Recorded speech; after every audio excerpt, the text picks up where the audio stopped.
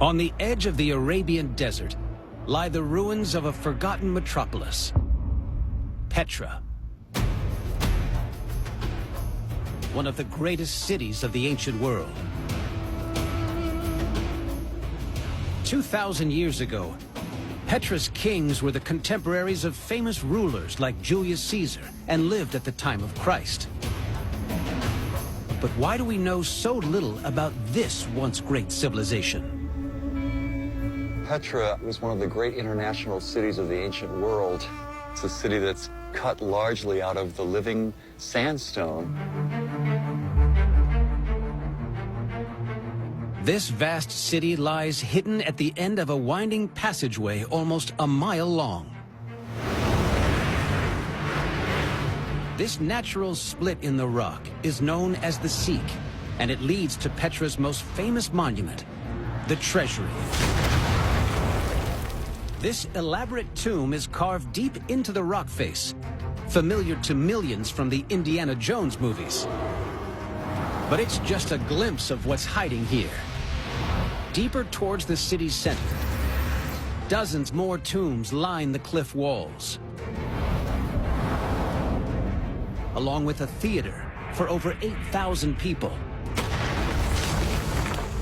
How did a civilization grow so powerful that it could create so many extraordinary buildings and yet leave behind so little about itself?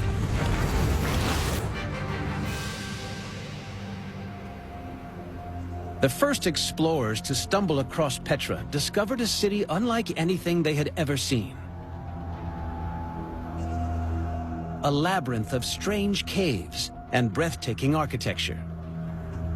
It is the long-lost capital of an ancient nomadic people called the Nabateans.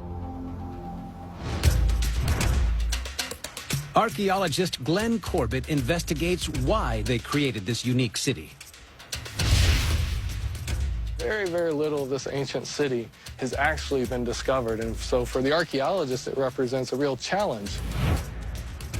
Glenn's on his way to Petra's famous treasury. He thinks a clue to the city's origins lies with its puzzling architecture. This monument is covered with features from different cultures that should have nothing in common with each other.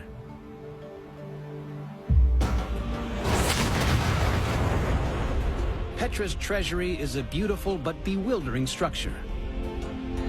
Griffins sit on top of Corinthian-style columns, with axe-wielding warriors and eagles of the Greek god Zeus.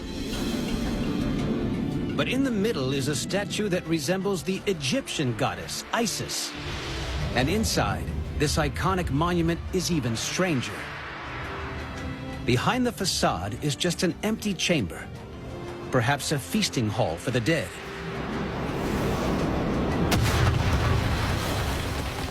And beneath it all, archaeologists have discovered the simple burial chamber of a rich and powerful family. So could the strange design of these monuments reveal why such a city was built? Ancient writers described the Nabateans as nomads from Arabia. But Petra looks more like a Greek or Roman city on the edge of the desert. We see all the basic elements of classical Greco-Roman architecture here. We see the columns, the floral capitals, the decorated friezes. We see the broken pediment, the central tholos. And amid all of these architectural elements, we see the gods and goddesses and mythological figures that, honestly, to the average Nabatean wouldn't have made that much sense. But Glenn believes there is a hidden meaning to Petra's monuments that reveals who the Nabateans were and why they built this city. And he thinks the answers lie buried in the city's center. The secretive Nabateans left almost no written records, but they did leave a vast archaeological treasure trove. كيف الحال؟ كيف الشغل اليوم؟ الحمد لله. الحمد لله. Today, American and Jordanian archaeologists are sifting through the huge heaps of sand that cover this city. So many things that we have come out of this dump. Pottery like this reveals that the Nabateans were rich and sophisticated. Very nice. This, for example, is a very, very nice piece of Nabatean painted pottery. Very fine, very thin, almost eggshell thin wares. Very characteristic of the Nabateans during their heyday. The sheer volume of material in Petra reveals that nearly 2,000 years ago, Nabatean society changed dramatically. These nomads decided to build a new kind of city, almost overnight. It's really unbelievable how much pottery we find at just any archaeological site, but especially large ancient cities like Petra. You can walk the surface of Petra and see thousands and thousands of sherds. So what drove Petra's nomads to become city slickers? Ancient writers say that the city lay on the world's greatest trade route, across the desert to the Mediterranean Sea. The Nabateans settled here to control this trade in incense, spices, and textiles, becoming extremely wealthy. They decided to pour their new money into creating incredible masterpieces. But they used ideas from Greece and Rome that flowed back into Petra. So did the Nabateans just abandon their old way of life? Glenn's pottery comes from a shrine called the Temple of the Winged Lions. Discoveries here reveal that it was dedicated to a powerful Nabatean goddess called Al-Uzza 2,000 years ago. This temple, as far as we know, was probably built when the city was really exploding with a massive building program. Glenn and his colleagues are still piecing together exactly what this sacred temple looked like. But they've discovered that it hides a secret.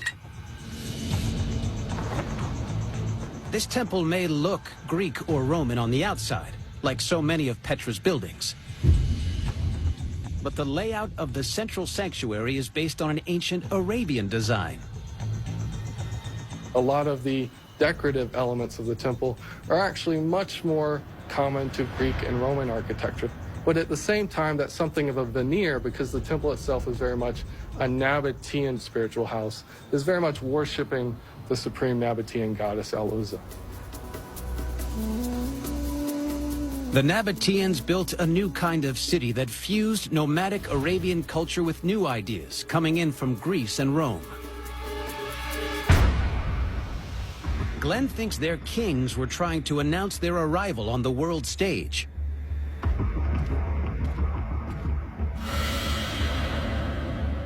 Well, we have to remember that when the Nabateans really constructed this city in the 1st century BC and 1st century AD, they were really major players in the economies and caravan trades of that time. And definitely to make themselves major players on that international stage that included Herod and the Caesars and Antony and Cleopatra, they really had to present themselves as equal partners. Petra emerged from the desert as the symbol of a new, powerful civilization. But there's a mystery. How could a thriving metropolis survive in such an inhospitable place? Archaeologists think the answer lies with the desert's most precious commodity, water. Now, can new discoveries reveal how Petra's citizens transformed this dry and dusty world into an astonishing Garden of Eden?